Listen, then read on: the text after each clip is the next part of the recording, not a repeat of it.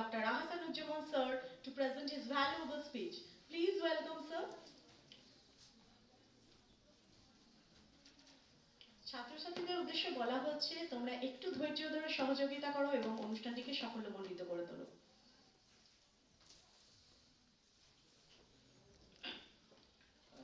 ধন্যবাদ। আমি প্রথমে ইংরেজিতেই প্রবন্ধটা লিখব, পাঠ করব ঠিক করেছিলাম। তখন গুরুপদ বাবু আমাকে বললেন যেটা কিছু বাংলা কিছু ইংরেজি করলে ভালো হয়। সে প্রেক্ষিতে আমি চিন্তা করে দেখলাম বাংলা ইংরেজি করা হচ্ছে, বাংলাতেই করি, মাতৃভাষা সবাই বুঝবে এবং সম্ভবত যা বলতে চাচ্ছি সেটাও সহজবোধ্য করে উপস্থাপন করা সম্ভব হবে। আমি ধন্যবাদ জানাচ্ছি মাননীয় অধ্যক্ষ মহোদয় এবং আমার সহবক্তা দুজন অত্যন্ত গুণী প্রাজ্ঞ ব্যক্তি এবং আপনারা এই মিলনেতে যারা আছেন সবাইকে। মধ্যাহ্ন বিরতির পরে মানবেন্দ্রদা 50 মিনিট কথা বলেছেন এবং 50 মিনিট কথা বলে উনি আমার প্রবন্ধের একটা পটভূমি তৈরি করে দিয়েছেন। অর্থাৎ আমার কথা বলাটা কিছু কম লাগবে, আমার পরিশ্রম একটু কম হবে। মানবেন্দ্রদাকে ধন্যবাদ জানাচ্ছি সেজন্য। তো আমি যে বিষয়ে নিয়ে কথা বলতে চাচ্ছি সেটা মধুসূদন দত্তের পৌরাণিক নারী চরিত্রের বিনির্মাণ বীরাঙ্গনা কাব্য প্রেক্ষাপট। এটার ইংরেজি যেটা ছিল আমার প্রস্তাবিত টাইটেল সেটা এরকম ছিল, মধুসূদন দত্ত's deconstruction of the পৌরাণিক উইমেন ইন বীরাঙ্গনা কাব্য। তো সেটাই মোটামুটিভাবে বাংলা করে পাঠ করার চেষ্টা করছি।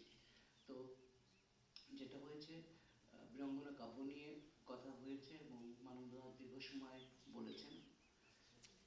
গতকালকে আমি মেমারি কলেজে মাইকেল মধুসূদন দত্তের 200 বছর জন্মবার্ষিকী উপলক্ষে আয়োজন ছিল, সেখানে ছিলাম, সেখানেও কথা বলেছিলাম। সেখানে দেখেছি যে অন্তত 5 জন বক্তা এই বীরাঙ্গনা কাব্য নিয়ে কথা বলছেন। এটা বিশেষভাবে উল্লেখ করা প্রয়োজন হচ্ছে এই জন্য যে বীরাঙ্গনা কাব্য নিয়ে কথা বলছে এবং কথা বলছি।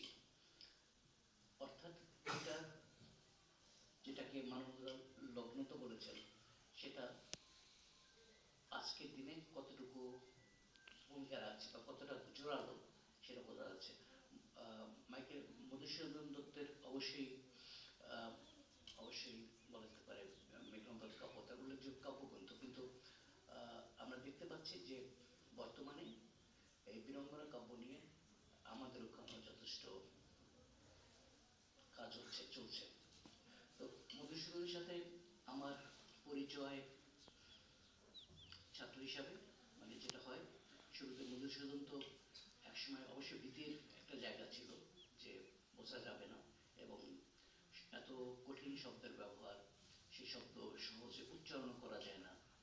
তো এবং তাকে নিয়ে আলোচনা করাটা তো আরো বেশি কষ্টকর। এবং আমার মনে পড়ে আমার স্কুল মাস্টারে একবার পেট্রাঘাত খেয়েছিলাম তার একটা শব্দের অর্থ বলতে না পারার জন্য। তো যাই হোক, কিন্তু মধুসূদনকে প্রথম আমি চিনেছি আমার পক্ষ থেকে বলছি, আমি যখন ক্লাস 6-7-এ পড়ি তখন। পরবর্তী সময়ে তার অন্য কবিতাগুলোর সাথে পরিচয় হয়েছে, সনেট দিয়ে মধুসূদনের সাথে পরিচয় হয়েছিল। পরবর্তী সময় মেঘনাদ কাব্য পড়েছি বা বীরাঙ্গনা কাব্য পড়েছি, সেটা তখন আমি বিশ্ববিদ্যালয়ে যখন পড়ছি আমার ইংরেজি পাঠের পাশাপাশি বাংলা সাহিত্য পাঠও অন্তর্ভুক্ত ছিল। এরপরে বীরাঙ্গনা কাব্য নিয়ে ছোট একটা লেখা লিখেছিলাম। তো বলা যেতে পারে দীর্ঘ 30-35 বছর পরে আবার বীরাঙ্গনা কাব্য তথা মধুসূদনে ফিরে আসা আমার। তো এই 30 বা 40 বছরের ব্যবধানে মধুসূদনকে, বিশেষ করে বীরাঙ্গনা কাব্যকে কোন প্রেক্ষাপটে কিভাবে দেখতে পাচ্ছি, আমি একটু শুরু করতে যাচ্ছি এভাবে। হেনরিক ইবসেনের উল্লেখযোগ্য নাটক, যেটা আমি মঞ্চস্থ করেছিলাম খুলনাতে, আর ডলস হাউস, ওটা বাংলা নাম নিনাদ 1879 সনে এটা মঞ্চস্থ হয়েছিল, অস্ট্রোতে নয়, কোপেনহেগেনে। তো সেখানে যেটা হয়েছে, নোরা শেষ করছে এভাবে, সে বলছে, এখন আমার নিজেকে জানার পালা, কোনো আগন্তুকের সাথে আমার আর ঘর করা সম্ভবপর নয়। এরপর সে করছে, প্রচন্ড শব্দে দরজা বন্ধ করে দিয়ে বেরিয়ে পড়ে। এভাবে ইবসেন পরিচিত নারীকে বিনির্মাণ করে, নতুনভাবে তাকে পরিচিত করিয়ে দেন। ভার্জিনিয়া উলফ তার 1929 সনের প্রকাশিত 20 শতকের অন্যতম শ্রেষ্ঠ প্রভাবশালী রচনা দেখিয়েছেন, আ রুম অফ ওয়ান্স ওন, মেধা ও মননের পূর্ণ বিকাশের জন্য নারীর যুগপৎ প্রয়োজন, অর্থনৈতিক স্বাধীনতা এবং আক্ষরিক ও রূপকার্থে দুই অর্থেই তার প্রয়োজন, a room of her own. Woolf দেখিয়েছেন কিভাবে নিজের একান্ত আপন একটি কামরার অভাবে জুডিথ, যে কিনা ওই প্রবন্ধে শেক্সপিয়ারের কাল্পনিক বোন, সমান মেধাসম্পন্ন হওয়া সত্ত্বেও হারিয়ে যান, মিলিয়ে যান, যেখানে শেক্সপিয়ার পাদপ্রদীপের আলোয় দীপ্যমান থাকেন।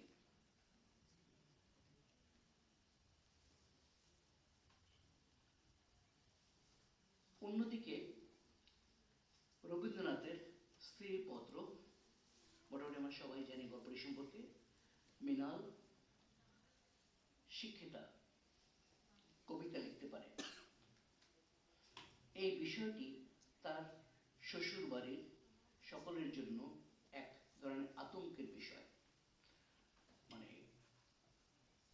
ঘরের বধূ, তিনি কবিতা লেখেন বা কিছু, সেটা একটা আতঙ্কের বিষয়। জমিদার স্বামী গৃহে মৃণালের স্বাচ্ছন্দ্য আছে, কিন্তু তার নিজের মতো করে বাঁচার অধিকার নেই। ওই যে তার নিজস্ব একটা কামরা নেই, যেখানটায় সে নিজস্ব একটি পৃথিবী রচনা করতে পারে। তাই তো শেষমেশ আমরা দেখতে পাচ্ছি মৃণাল বেরিয়ে পড়ছে সুরম্য অট্টালিকা থেকে, ঠাঁই করে নিচ্ছে শ্রীক্ষেত্রে।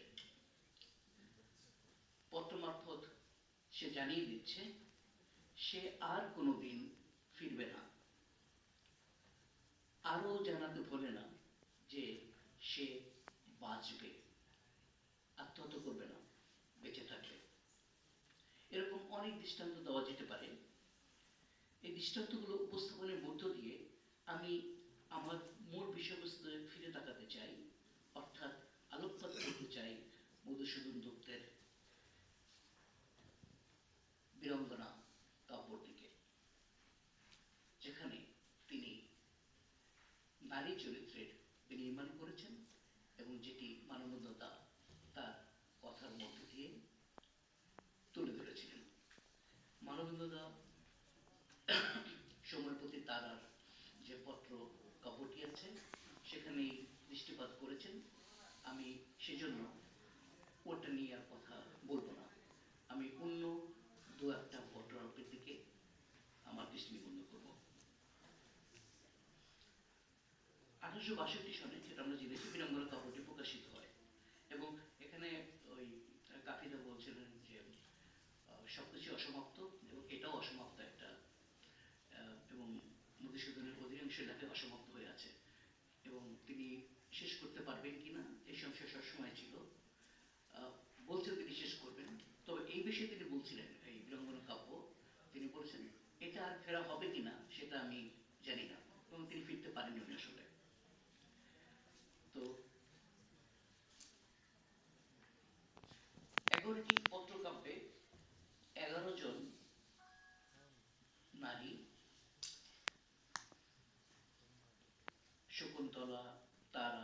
রুক্মিণী, কেকই, সুপ্রনখা, দ্রৌপদী, ভানুমতি এবং আরো কয়েকজন তাদের পুরুষদের আচরণ নিয়ে বা পুরুষদের প্রতি তাদের যে ভাবনা সেগুলো প্রকাশ করেছেন।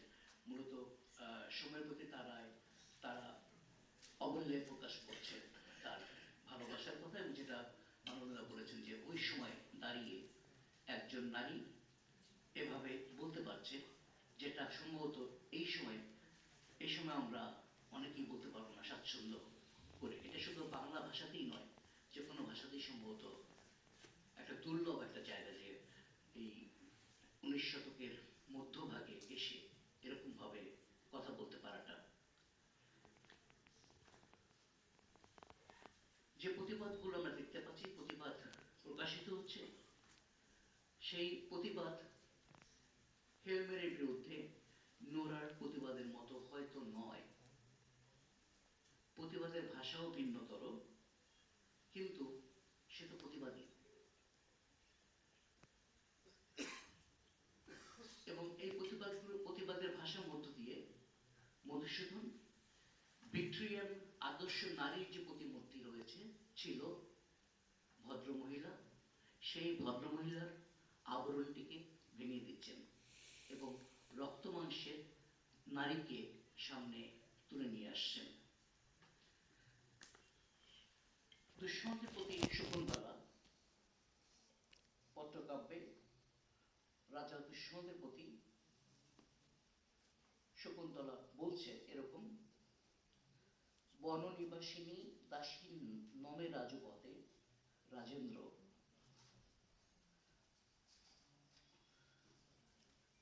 যদিও আমি ভুলিয়াছ তারে, যদিও তুমি ভুলিয়াছ তারে, ভুলিতে তোমারে প্রভু পারে কি অভাগী।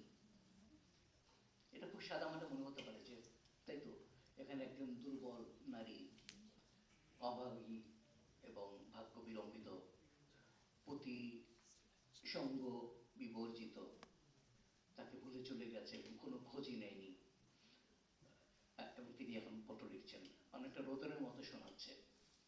কিন্তু আমি যেভাবে দেখতে চাচ্ছি, কিছু শব্দবন্ধ আছে, কিছু সম্ভাষণ আছে, সেগুলো আমাদেরকে যেটা করা উচিত, একটু অন্তর্নিহিত তাৎপর্য কিছু আছে কিনা, কোন আইরনিক টুইস্ট রয়েছে কিনা, সেগুলোর দিকে একটু ফিরে তাকানো যেতে পারে। রাজত্ব সম্ভাষণ করে রাজা দুষ্যন্তের কাছে হতাশার কথা ব্যক্ত করছে অভাগী শকুন্তলা। কি কি সম্ভাষণ আছে? নরেন্দ্র, নৃমণি, নাথ, নরাধীর, কান্ত, রতিশ্রেষ্ঠ, প্রাণপতি ইত্যাদি ইত্যাদি।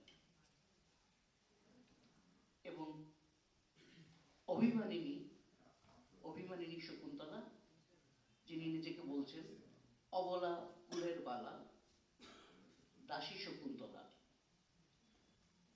আসলে কি বিষয়টা এতই সহজ, নাকি এটা আসলে এক ধরনের মৌন প্রতিবাদ? আপনাকে আমি বলছি, আপনি এই বিশেষণ আপনার জন্য প্রযোজ্য, কিন্তু আপনি আসলে কি করছেন? আপনার হওয়ার কথা রক্ষাকর্তা বলবেন আপনি নিজেকে, কিন্তু আপনি আমাকে ছেড়ে চলে গেলেন, নেই বলছেন, কথাগুলো ছেড়ে চলে যাওয়ার কথাটা এসেছে, কিন্তু এই যে তাৎপর্যের জায়গাটার কথা বলছি, যে এই শব্দগুলোকে একটু মূল্যায়নের প্রয়োজন রয়ে গেছে, যে আসলে কি এটা আক্ষরিক নাকি ভিন্নতর ব্যঞ্জনা এই শব্দগুলোর মধ্যে রয়ে গেছে। আমার মনে হয় দুষ্মন্তকে প্রশ্নবিদ্ধ করছে শকুন্তলা, আর এভাবে প্রশ্নবিদ্ধ করেই সে তথাকথিত আবহমান বাঙালি নারী মূর্তি ভেঙে ফেলে,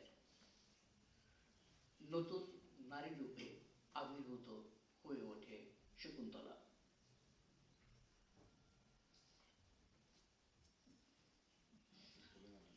তারা যেভাবে সোমের প্রতি তার প্রেম নিবেদন করছে, সে কথাটা দাদা বলেছেন, যে আমরা বলছি না, কেকইর অভিযোগের দিকে তাকাই আমরা একটু। কেকই দশরথের প্রতি অভিযোগের তীর হানছেন, কেননা দশরথ তার প্রতিজ্ঞা ভুলে গিয়ে রামচন্দ্রকে তার উত্তরাধিকার প্রদান করছেন। এখানে নারী হিসেবে কেকই মা, এবং কেকই মা তিনি বলতে ছাড়ছেন না দশরথকে, পরম অধর্মচারী রঘুকুলপতি। পরম অধর্মচারী রঘুকুলপতি অনেক রিফ্রেনের মতো পত্রকাব্যটির ব্যবহার হয়েছে, কয়েক 3 বা 4 বার এটা এসেছে। তো একজন স্ত্রী তিনি বলছেন সুস্পষ্টভাবে, একাধিকবার বলছেন, পরম অধর্মচারী রঘুকুলপতি। এর মধ্য দিয়ে কোন নারীকে, কোন স্ত্রীকে আমরা দেখতে পাচ্ছি? সাদামাটা বাঙালি নারী, আবহমান যিনি শতচরেও রা করেন না সেই নারী, নাকি সেই নারী যে প্রতিবাদ করতে জানেন এবং প্রতিবাদের মধ্য দিয়ে নিজেকে প্রতিষ্ঠা করার প্রয়াস করেন? ব্যর্থ হতে পারেন, কিন্তু এই যে প্রচেষ্টাটা, সে জায়গাটা গুরুত্বের কথাই বলছি। এবং এভাবেই এই যে বীরাঙ্গনা কাব্য পত্রগুলোর মধ্য দিয়ে নারী চরিত্রগুলো বিকশিত হচ্ছে, বিকশিত বলতে বলতে চাচ্ছি নতুনভাবে উপস্থাপিত হচ্ছে। এবং এখানেই মধুসূদনের কবি হিসাবে বিষয়ের দিক থেকে নতুনত্ব, বা এখানেই তিনি অগ্রপথিক, উন্নতিকারক চাইতে। তো আমি কথা আর বাড়াবো না, কেননা দীর্ঘ সময় হয়ে গিয়েছে এবং মধ্যাহ্নভোজের পরে যে কোনো সেশনই অনেকটা ক্লান্তিকর। তো আমি আবারও আপনাদের সবাইকে শুভেচ্ছা জানাচ্ছি, ধন্যবাদ জানাচ্ছি, এবং বিনীতভাবে ধন্যবাদ জানাচ্ছি মাননীয় অধ্যক্ষ মহোদয়কে আমাকে এখানে আমন্ত্রণ জানানোর জন্য। ধন্যবাদ সবাইকে, শুভেচ্ছা।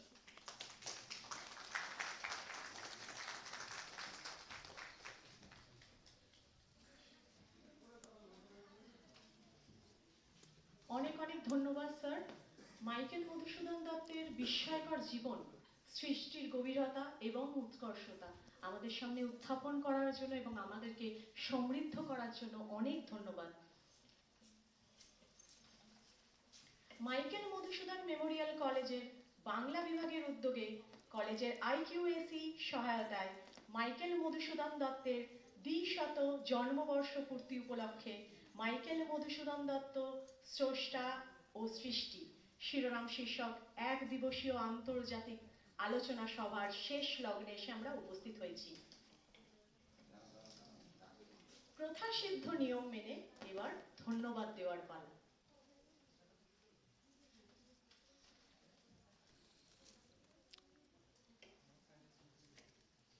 মাননীয় অধ্যক্ষ মহাশয় তার স্বাগত ভাষণে যেমন বলেছিলেন, আমরা আজ এই মঞ্চ থেকে কিছু শিখব, কিছু ক্যারি করব। সত্যি 3 জন বক্তার বক্তব্যে আমরা সেরকমই কিছু পেলাম যা আমাদের ভীষণভাবে সমৃদ্ধ করেছে এবং আমরা সেটা মনে রাখব। যদিও সময়ের গতিতে আমরা অনেকখানি পিছিয়ে আছি, তবুও প্রথাসিদ্ধ নিয়ম মেনেই একটা প্রশ্নোত্তর পর্ব রাখতে হয়। যদি কারো কোনো প্রশ্ন থাকে আমাদের মাননীয় বক্তাদের কাছে, তাহলে আপনারা প্রশ্ন করতে পারেন, আর যদি না থাকে তাহলে আমি চলে যাচ্ছি। প্রথাসিদ্ধ নিয়ম মেনেই ধন্যবাদ জ্ঞাপনের পালা। আমি ধন্যবাদ জ্ঞাপন করতে ডক্টর কিরাত কুমার গাঙ্গুলি, কোঅর্ডিনেটর IQAC, বিভাগীয় প্রধান microbiology department, Michael Madhusudan Memorial college, আমি ধন্যবাদ জ্ঞাপনের জন্য ডেকে নিচ্ছি ডক্টর কিরাত কুমার গাঙ্গুলিকে।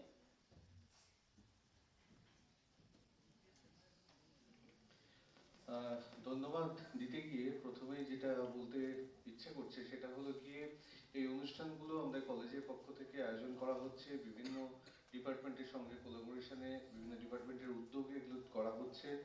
তার পেছনে অবশ্যই প্রধান যে উৎসাহদাতা এবং প্রধান যে এনকারেজ করার জন্য আমাদের অবশ্যই আমরা প্রথমেই ধন্যবাদ জানাবো আমাদের কলেজের মাননীয় অধ্যক্ষ মহাশয় প্রফেসর JM হেলালুদ্দিনকে।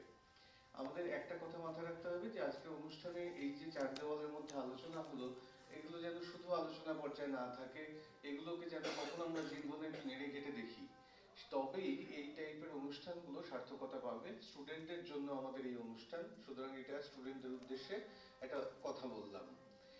এরপরে ধন্যবাদ জানাবো আমাদের বাংলাদেশ থেকে, আমাদের প্রতিবেশী দেশ বাংলাদেশ থেকে আগত ডক্টর আহমেদ আহসুজ্জামান স্যারকে, অধ্যাপক, department of English of independent university Dhaka, Bangladesh. এই সভায় ওনাকে আমন্ত্রণ জানানো এবং উনি যে এখানে এসেছেন সেই ব্যাপারটা আমাদের খুব সমৃদ্ধ করেছে এবং তার সাথে উৎসাহ দিয়েছে যে মধুসূদন সম্পর্কে দুটো জিওগ্রাফিক্যালি ডিফারেন্ট জায়গার চিন্তা ভাবনা সম্বন্ধেও আমাদের কাছে অনেক উৎসাহ এবং অনেক তথ্য উঠে এসেছে। এরপরে আমরা ধন্যবাদ জানাবো প্রফেসর কাফিকে, আব্দুল কাফিকে। স্যার তো বারবার করে বলে যাচ্ছেন স্যারের নামের আগে কোনো বিশেষণ না দিতে, ইভেন স্যার না বলতে। তো যাই হোক, অবশ্যই যার কাছ থেকে শিখি তিনি, আমরা আমাদের রেয়াজ অনুযায়ী তাকে স্যার বলি। সুতরাং স্যারকে আমরা অসংখ্য ধন্যবাদ জানাবো। যাদবপুর বিশ্ববিদ্যালয়ের অধ্যাপক তিনি আমাদের এখানে এসেছেন। আমাদের প্রতিবেশী বিশ্ববিদ্যালয় বলতে গেলে আসছে হলো গিয়ে বিশ্বভারতী ইউনিভার্সিটি, সেখান থেকে এসছেন ডক্টর মানবেন্দ্র মুখোপাধ্যায়, অধ্যাপক, বাংলা বিভাগ, বিশ্বভারতী বিশ্ববিদ্যালয়। স্যারকেও ওনার এই বক্তব্যের জন্য ধন্যবাদ জানাবো।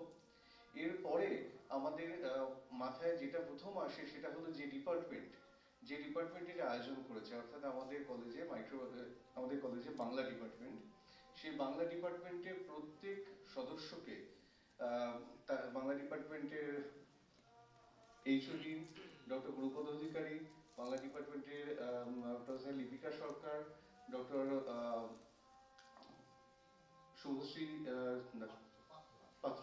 শুভশ্রী পাত্র এবং উৎপল এবং বাকি সবাইকেই বিশেষভাবে ধন্যবাদ জানাবো এরকম একটা অনুষ্ঠান, এরকম একটা মনোজ্ঞ অনুষ্ঠান কলেজে করার জন্য।